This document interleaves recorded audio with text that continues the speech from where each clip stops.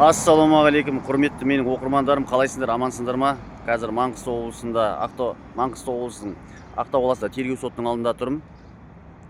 Өткенде қайта-қайта жаңа әлеуметтік желілерге жариялап жүрген Қазақстан Республикасының қылмыстық кодексінің 290 бабы бойынша тергелген қылмыстық іс бойынша осы тергеу сотына тергеушінің жазған қағаздарын заңсыз деп табу туралы шағым түсіргенмін.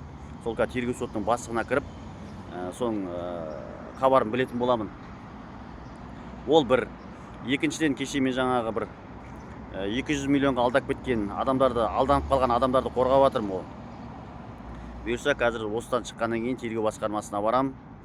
Жаңағы өткенде прокурормен кездесу барысында прокурор айтқан еді ғой, 5-4 күндері қозғалыстар болады, 4 күндері маған келе берсең болады деп. Енді қозғалыстар дегенде тек қана жәбірленушілерден пока жауап алып жатыр. Жауап алу уже процесі аяқталды. Былай айтқанда, менің бір адамнан қазір қосымша жауап алып, чектерді, заттарды береміз. Пока күдікті тарап әлі шығарылған жоқ. Сосын жаңағы Ақтау қаласының прокурорының тергеу жөніндегі орынбасары Ерғожа деген ағамыз, енді мен оған жамандаудан аулақпын. Бірақ енді 419 статьяны мен арызды берген кезде өткенде өзі де камераға түсіп тұр. Сол кезде айтқан, керек болса мен қазір тіркеп тастаймын деп. Бірақ ол әлі тіркелмеген. Мүмкін адами фактор ғой, ұмытып кеткен болар, басқа болар. Мен оны жамандаудан аулақпын. Енді оның да хабарын білетін болам бұйырса. Баршаңызға рахмет. Мен парақшама тіркеліп кеттіңдер, лайк басып кеттіңдер, пікірлеріңізді қалдырып отырыңыздар ағайындар.